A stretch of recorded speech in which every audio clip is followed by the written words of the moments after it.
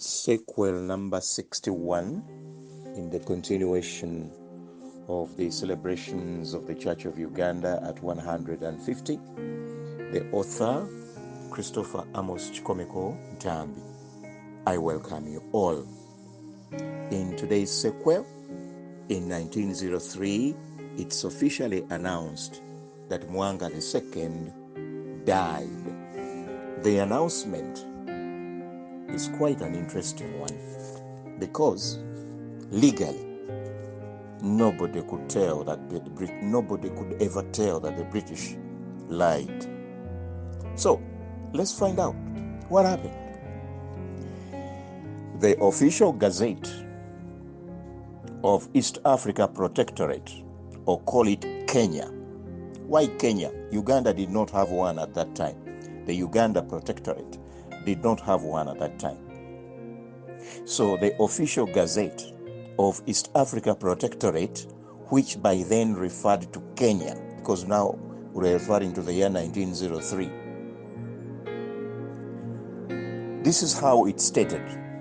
The official gazette, by the way, let me confess, I have seen a copy of this gazette when I last visited the Kenya National Archives in Nairobi.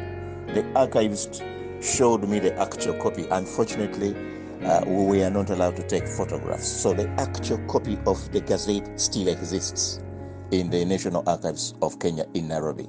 And this is what it said when I looked at it. It said, the official gazette dated the 15th of May 1903 on page 185 in its fourth paragraph. So let's be careful. When you open the gazette, which is dated the 15th of May 1903, you then open page 185, and then on that page you go to paragraph 4. And paragraph 4 has one sentence, only one sentence, which says, and I quote, Mwanga, who is one of the ex-kings of Uganda, died at Seychelles. End of quote. There was nothing else added there. However, listen very carefully. The gazette is a legal document. So as far as the British were concerned, they had formally announced the death of Mwanga, and the statement did not say that he has died. It said, died at Seychelles. They don't give a date. They didn't give a time frame. Nothing.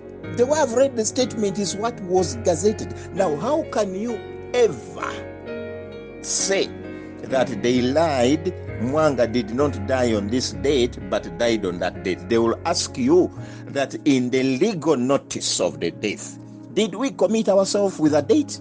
And the answer will be no. So they will leave you in court. So let us be very careful with these British. From long ago, they were very clever. Here they are, announcing the death of Mwanga many months later after his death, and they are not committing a date. I will repeat, gentlemen and ladies. The official gazette of East Africa Protectorate, or call it Kenya, because that is what it was called then in 1903. In the official gazette of the 15th of May 1903, on page 185, further on in its paragraph 4,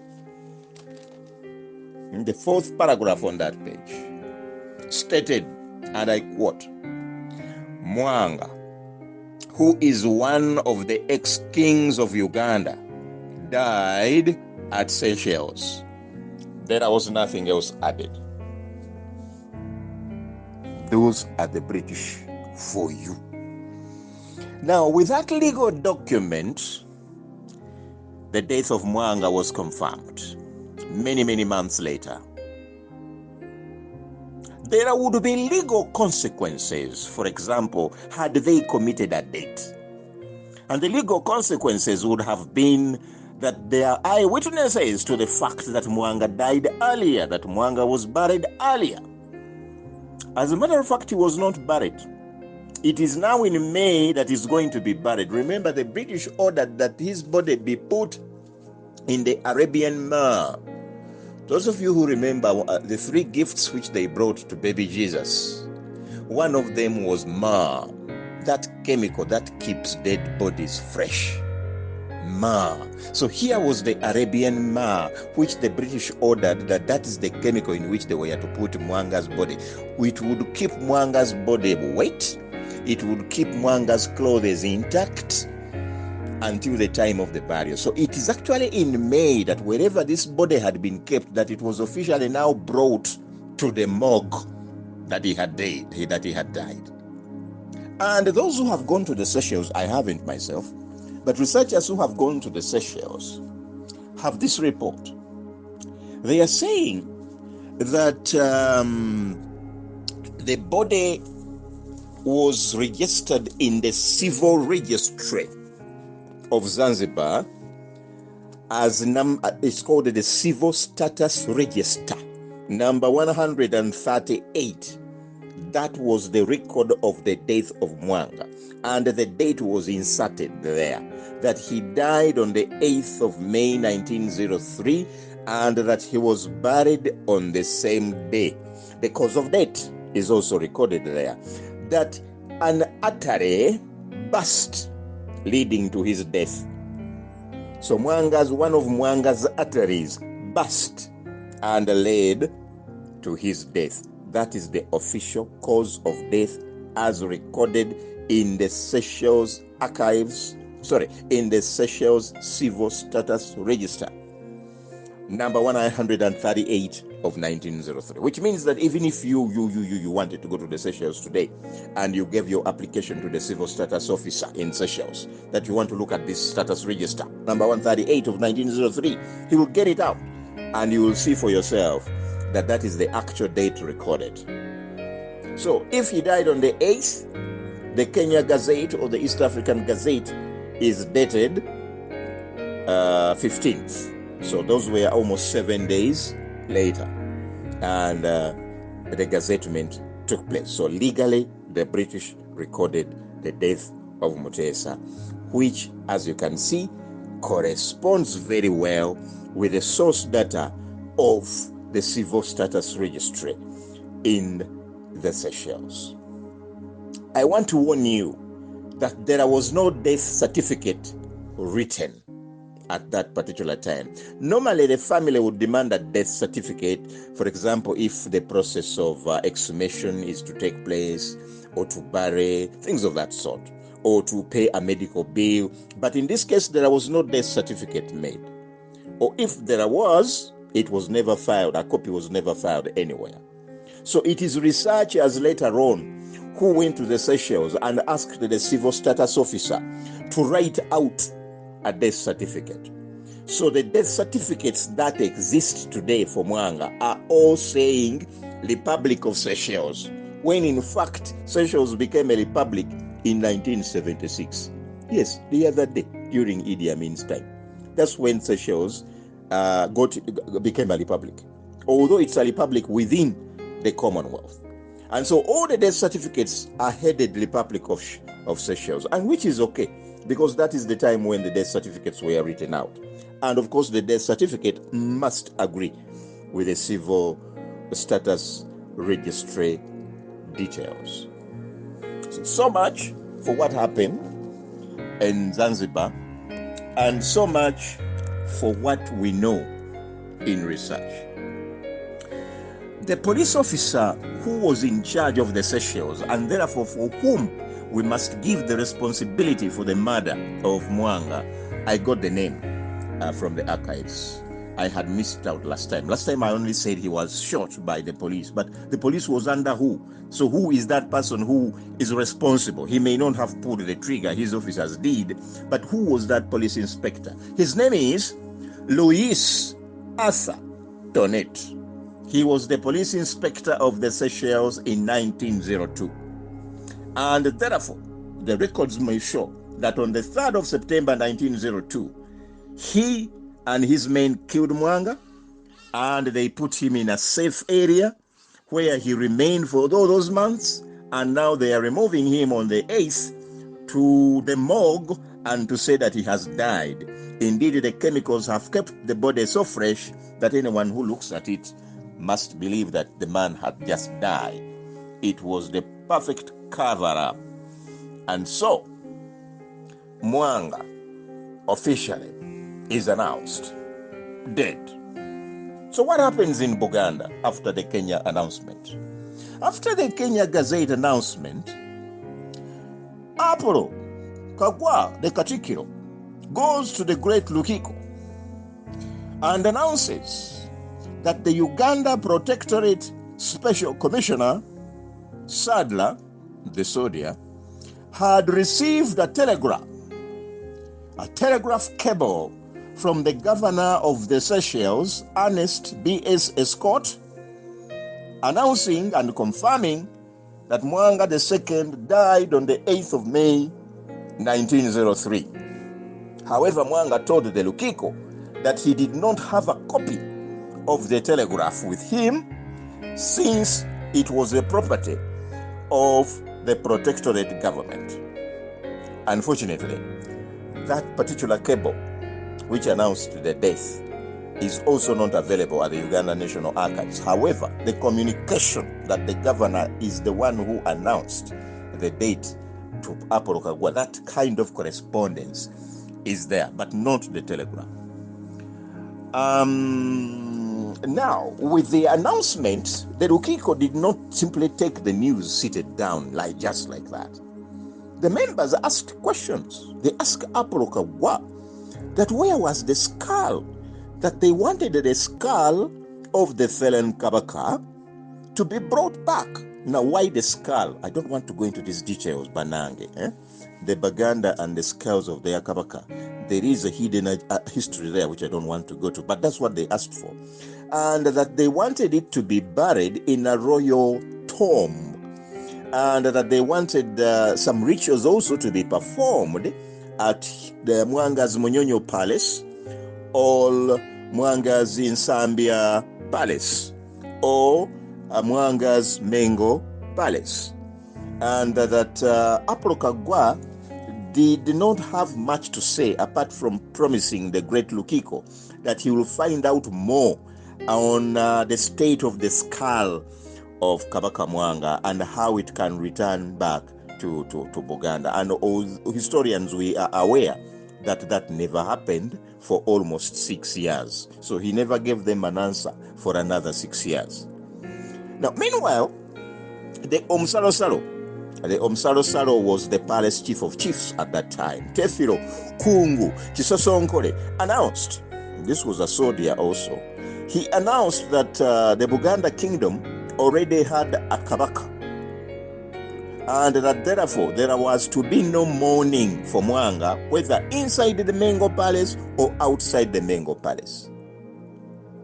However, despite that announcement, the mother of Mwanga II, Bagalaya Ze, at her palace in Impererwe, announced that there would be a vigil within the palace.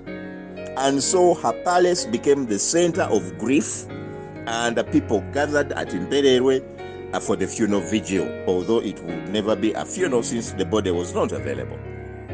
Now, during that visit, according to the eyewitnesses I have interviewed at the Bagalaya Ze mausoleum at Impererwe today, or in this generation we are in, they say that they were told that the Reverend Batulumayo Zimbe came to the vigil and that he announced to the mourners that Mwanga II had accepted Christianity and had been baptized the name Daniel, and that he had been baptized in the Protestant Christian Church, or call it the Anglican Church, and by a priest called the Reverend Harold Johnson in the year 1902.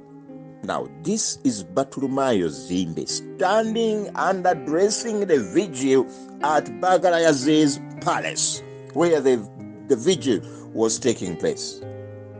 Now, these people I was interviewing say that they've been told by their ancestors that through oral, this is oral communication from generation to generation. The ones there now say that they have been told that the news Reverend Bartolomeo Zimbe gave was not welcomed by the mourners, who asked Zimbe that how could a Roman Catholic faithful and sympathizer get baptized by an Anglican priest? Do you hear that one? That in fact the head of the White Father missionaries, the Reverend Father Bresson, was present, and he outright rejected the allegation that Mwanga II had been baptized, which Bartolomeo Zimbe had just announced.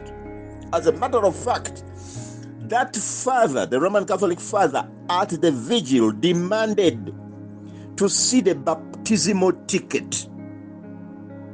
He also demanded to see the Anglican 3 mandatory witnesses to that baptism. And of course, the Reverend Bartolomeo Zimbe could not give an answer. Now, did he just refuse to give an answer? Did he not want to give an answer? Or he just realized that he had entered into hostile territory with so many questions? Now, that one, Bartolomeo Zimbe is now dead. We will never know, and we can never think for him. And therefore, as researchers, we will always ask questions and maybe wait for one day when we are all before God and we are answering, that maybe we may ever know exactly how this baptism was conducted and who were the Christian witnesses to the baptism. Remember, being a male, there should have been 2 male and a woman, and all those 3 ought to have been baptized. Now, having been ashamed by the majority Roman Catholic faithful vigil attendants at Bagarayaze's palace, the Reverend Bartolomeo Zimbe is reported to have left the palace as mourners shouted at him, saying that shame, shame, shame, and then he left. That is according to the eyewitness accounts at the Bagarayaze funeral vigil. Now, the Queen Mother, Bagarayaze, having made her palace the place for the vigil, was therefore not surprised when her own grandson, Prince Chwa II, the future Kabaka, and many other officials arrived at Bagarayaze Palace to say sorry to Bagarayaze. In fact, Apollo Kagwa was also among us to the group. And Apollo Kagwa also spoke at that particular moment. And he told the Queen Mother that the body of her son was not to be returned, and that it had already been buried in the Seychelles temporarily till a future date. Now, Apollo Kagwa was so powerful, speaking, so nobody could dare say a thing. As he spoke, everybody was quiet. There was no murmur. It was not like the turn of poor man Reverend Bartolomeo Zimbe. For him, nobody said a word. However, history records that Bagarayaze answered back. She said she will always demand for the return of the body and the remains of her son. Those are the only words she said. And of course, we all know that the waiting for that body lasted for almost between 6 to 7 years.